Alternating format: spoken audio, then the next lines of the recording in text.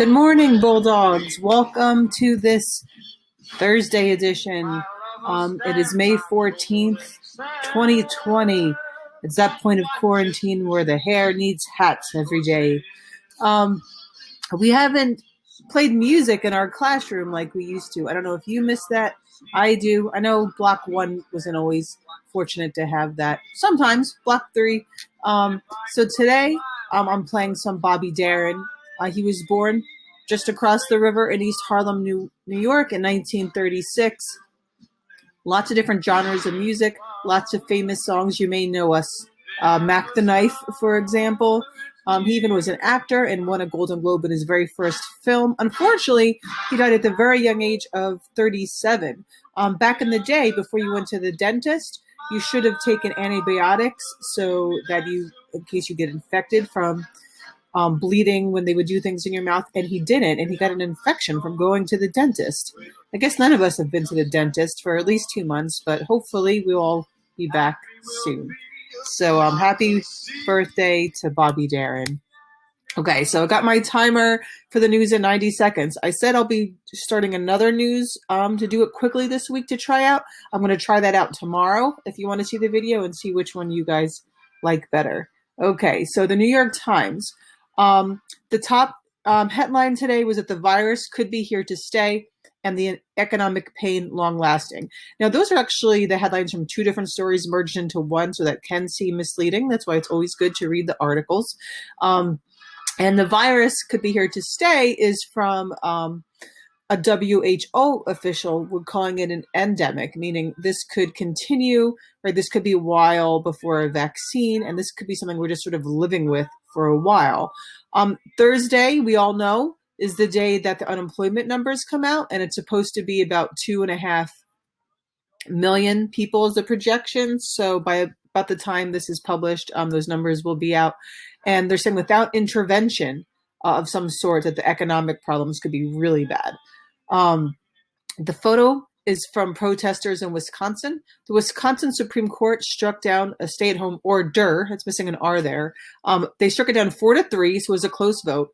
There's a Democratic governor in Wisconsin, a Republican legislature for the most part, and they brought this up, and the Supreme Court said yes, the governor can't just close everything down. Now, meanwhile, keep in mind in Wisconsin, the amount of cases is 10,000. And the amount of deaths is somewhere around 400. So much different than what we're facing out here, where the deaths in New Jersey, I think, are like 9,000. So we'll see if that makes a difference. So 90 seconds. So I didn't get to the next story, but that's okay because it was the top story in the BBC as well. So Dr. Fauci was on the news, the TV, C-SPAN, so to speak, when him and others spoke before Congress on Tuesday. And some of the things Fauci did warn about is that if we start reopening things too quickly, how we're going to have a big spike in numbers again, and we're going to be set back. And he even thought that maybe opening schools in the fall is a little too, optimistic, that maybe it's not the best thing for some places right now. And that in particular is what the president was critical of. He said he thinks that Fauci's just trying to play both sides and placate everybody. He said kids can die just driving into school, the president's not, I'm summarizing what he said. So I guess he's not very happy with Fauci's response. We have been covering for the past week or two that children worldwide are showing this virus reaction. It's rare, but it can be deadly, and so something you may want to look up as well, especially biomedical kids.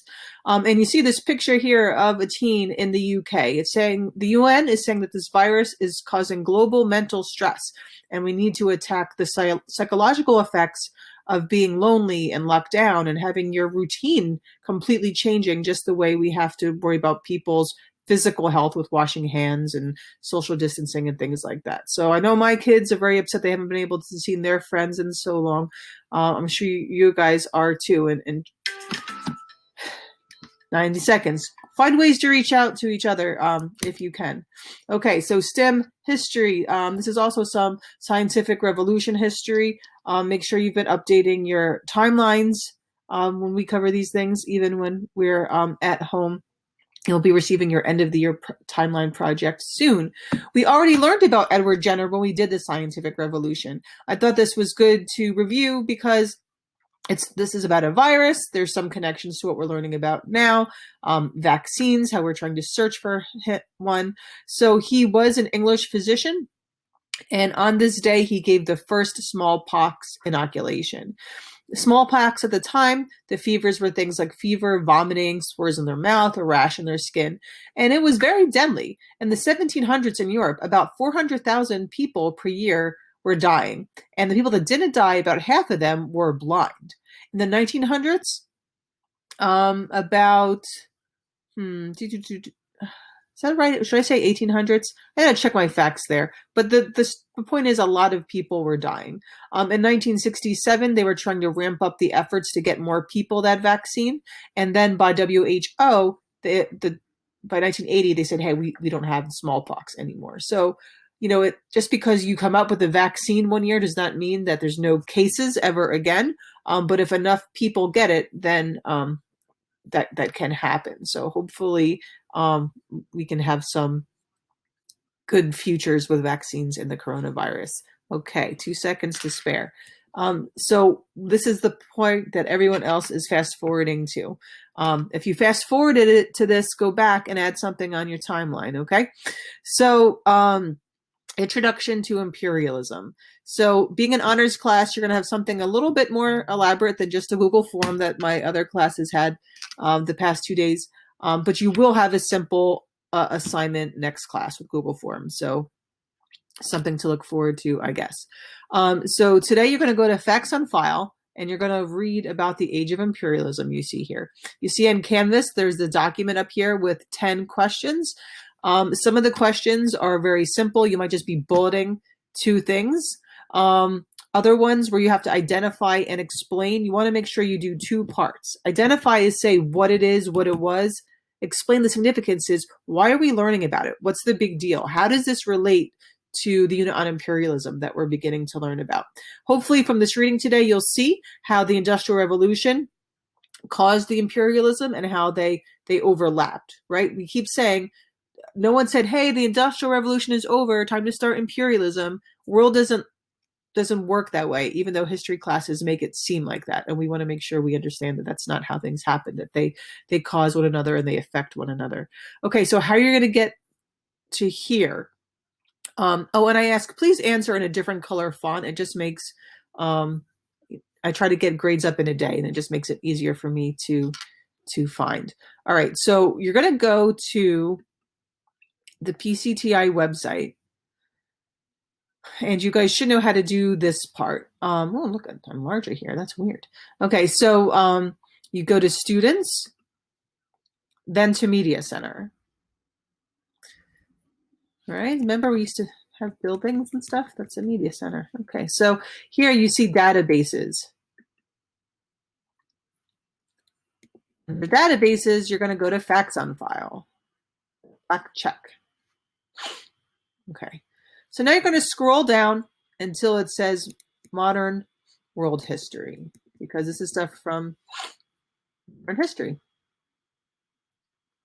Okay, and there's all different ways to search. If you search imperialism, it helps if you spell it right. I still didn't spell it right. I'm like under pressure here. I think you guys are watching me. Okay, so when we do use Facts on File, there's all different cool things. Like, so if you want to learn more about imperialism, you can watch videos on it. You can look for images.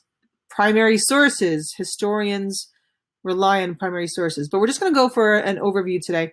So under articles, it's the second one down, Age of Imperialism.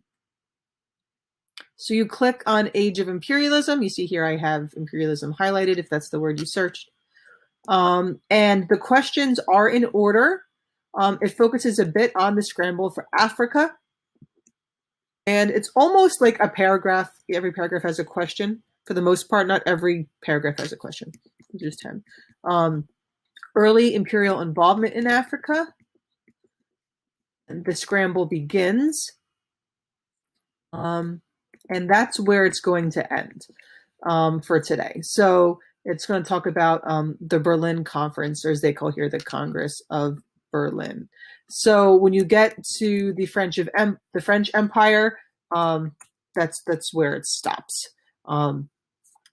Okay, so like I said, the questions are in order. Everything is here. There's no need to Google anything.